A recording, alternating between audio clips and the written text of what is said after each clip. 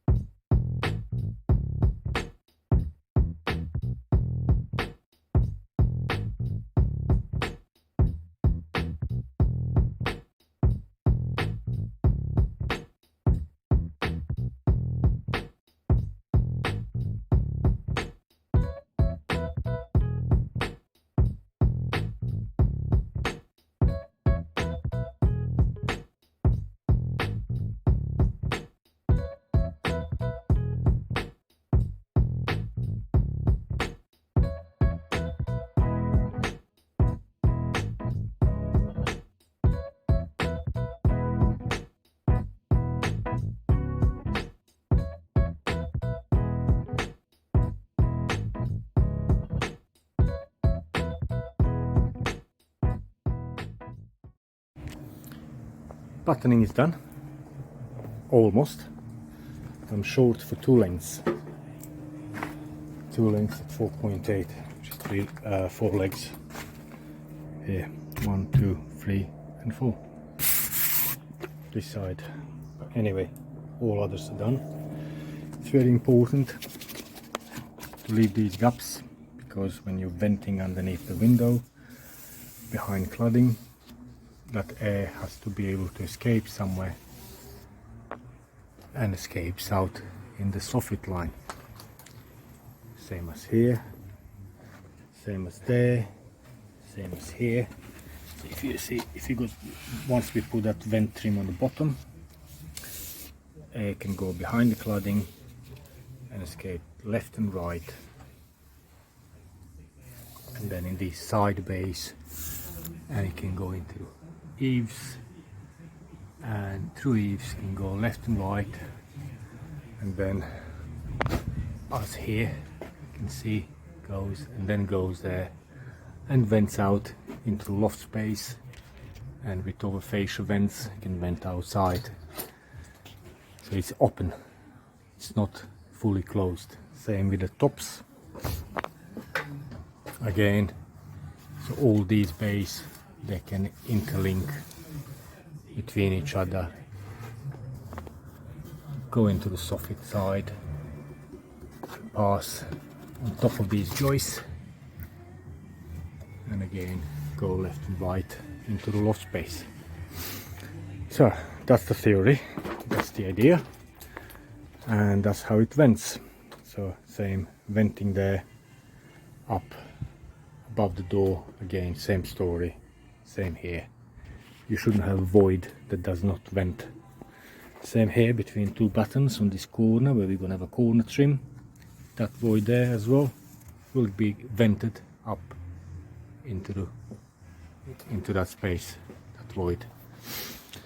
So now next step is our perforated vent trims, and then corners, and then we can get ready for cladding. I could fit the door, this door and the other door, before cladding or after cladding, during cladding. The windows, I'll have to clad up to the bottom of the window so I can form the lead trays and dress them nicely over, weld the corners, and then I can set the window in. So I might as well do doors afterwards, after cladding. Well, I'll see how it goes. There's either. You can do it either way. These are trims I'm using to vent behind cladding. Aluminium, perforated. So it just goes underneath, just like that. And you see, completely closes that cup, and yeah, allows air to get in and stops vermin to get in. Well, or most of it, that's the idea.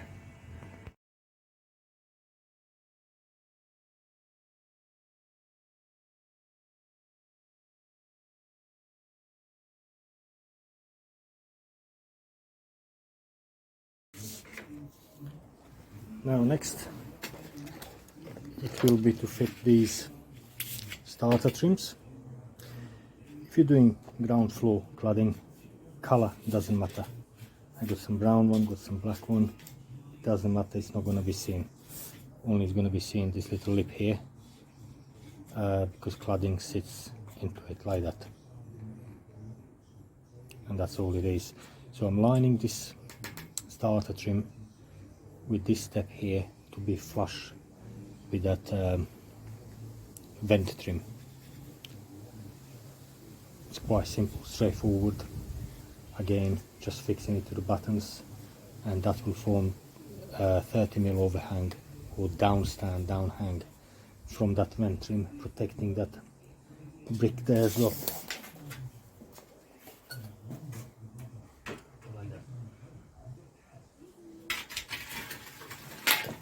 It will protect that wind as well from rain, that brick from rain.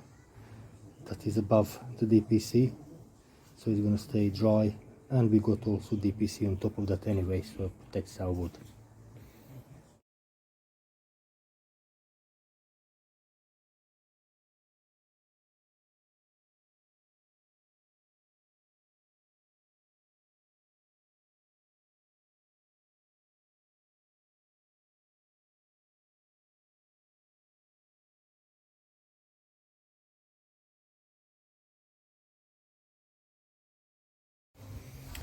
The next step will be, we'll have to do the corners. Now for corners we're using symmetrical trim. You can see it's got line of symmetry, and it's same left and right side. That goes on external corners. It's a bit different than asymmetric trim or asymmetric trim. You can see there, that side there is shorter than that side there. This is used for door and window reveals. So all we're doing is bringing from the bottom of our starter trim, from very bottom all the way up to the soffit line.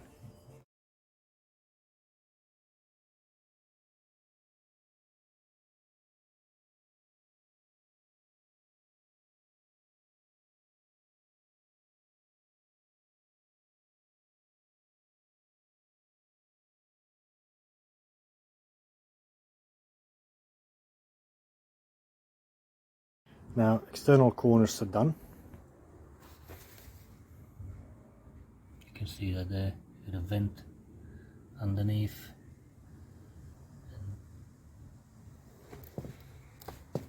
It's very straightforward. And you can see that brick above DPC is fairly protected. And it's high up from the ground, so you're not gonna get much splashing up. It's really just to keep that brick as dry as we can. Anyway, once the corners are done and this bottom trim, I'm going to put DPC strips over the bottom and dress it over these bottom base trims, also here, like that. Every button has to be covered with DPC. I've been taking some cladding off where cladding was going moldy and buttons starting to rot because people didn't do venting top and bottom, so they would just vent on the bottom but not on top, so air could not escape, could not ventilate, and they fixed cement board cladding directly to the buttons. It's mainly because some people, not everyone, but some people don't understand the difference between waterproof and weatherproof.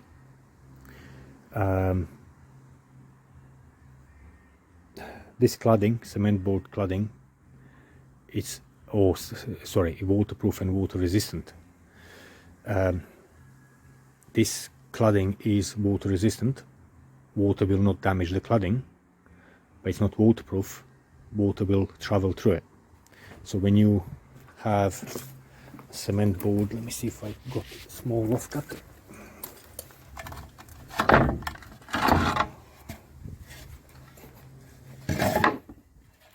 So this is cement board,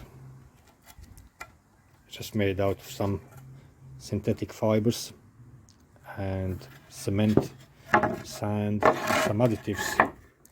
Now when rain hits that actually water penetrates in the board, so board will soak moisture,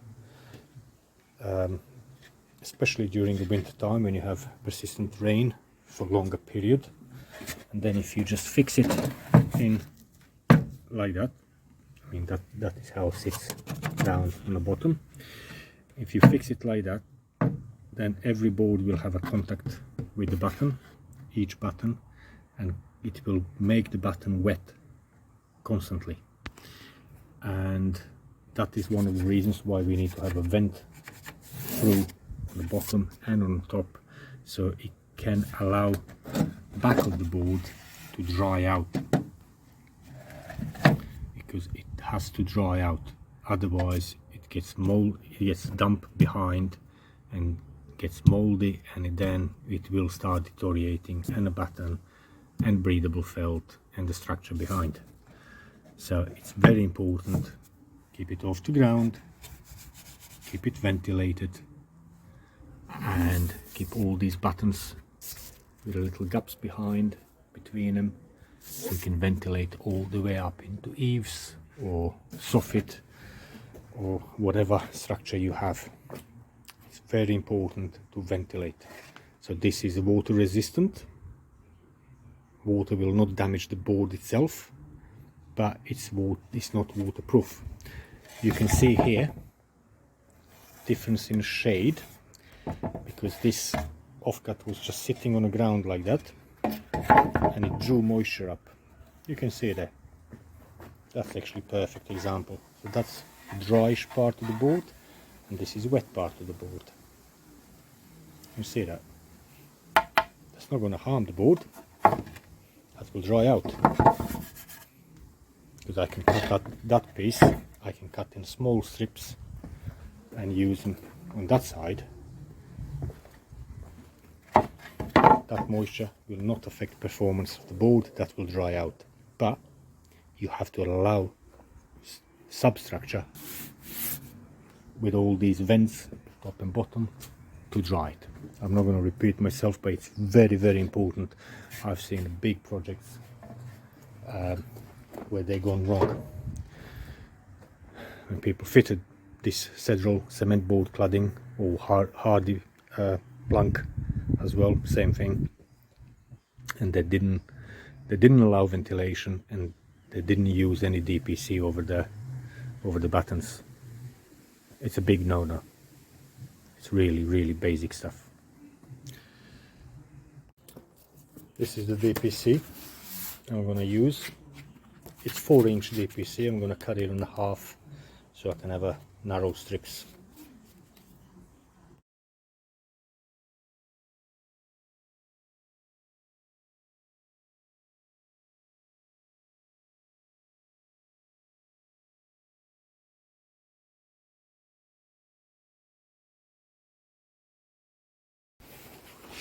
Next morning, after rain, a bit wet, we'll start with cladding.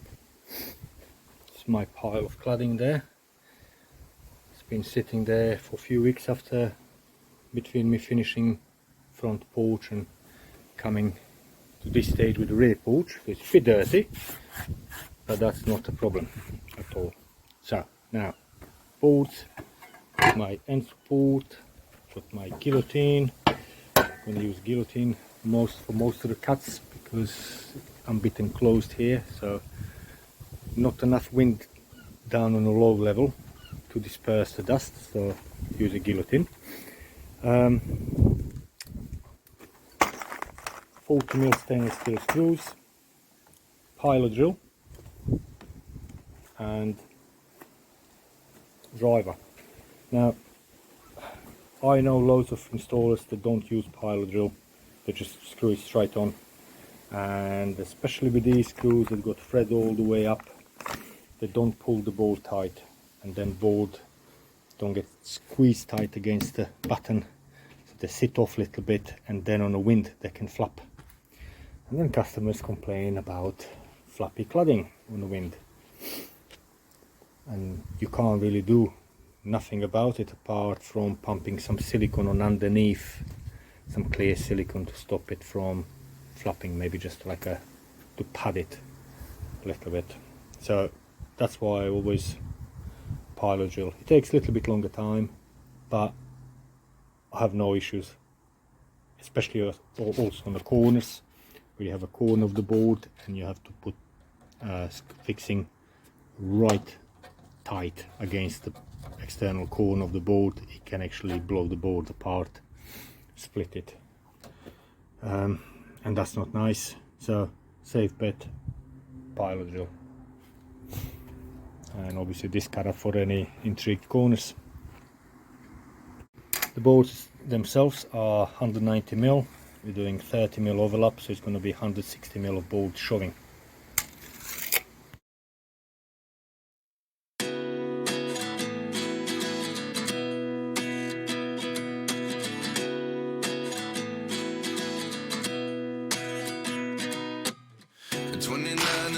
Myself wondering what did happen to the last 10. I ran away with my life, fast forward, never turn back again. It's kind of funny that the more we pass time, the more we need to set them rewind.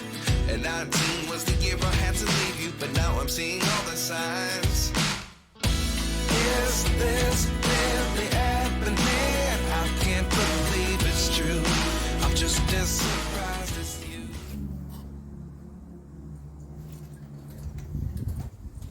I came with the cladding up to the window.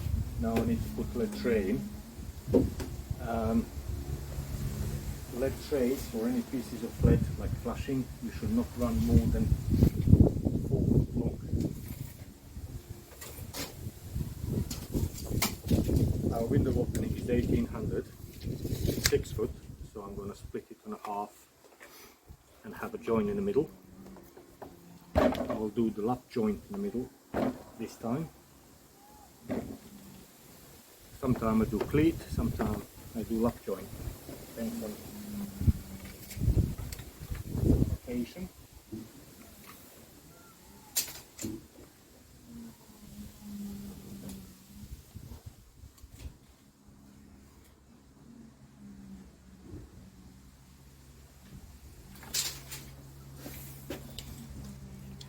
And exposure. If it's very exposed wall, area like right on the seafront or up high, with strong prevailing winds, I would do cleat joint. Little secluded porch window like this, surrounded by trees and fence panels. I don't think I have to.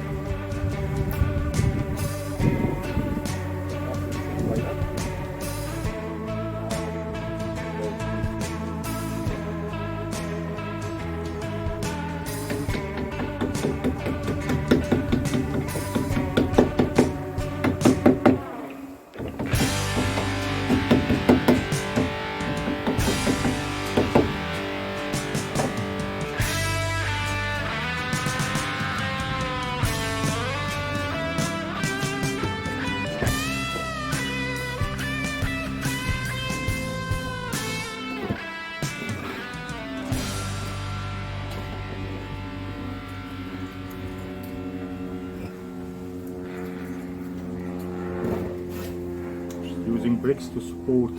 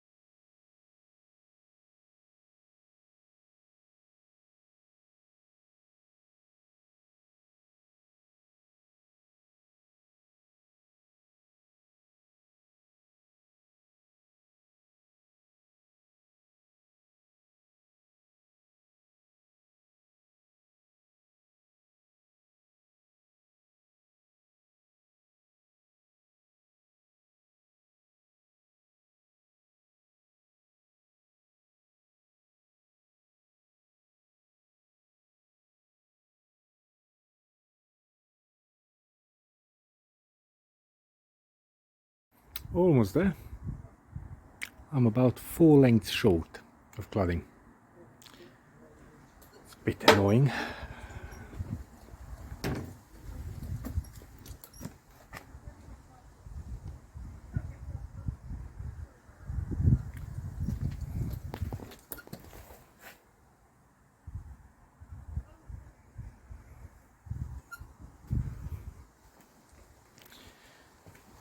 But it's not the end of the day. I'll get extra 4 lengths Monday. For now I can fit some doors and windows.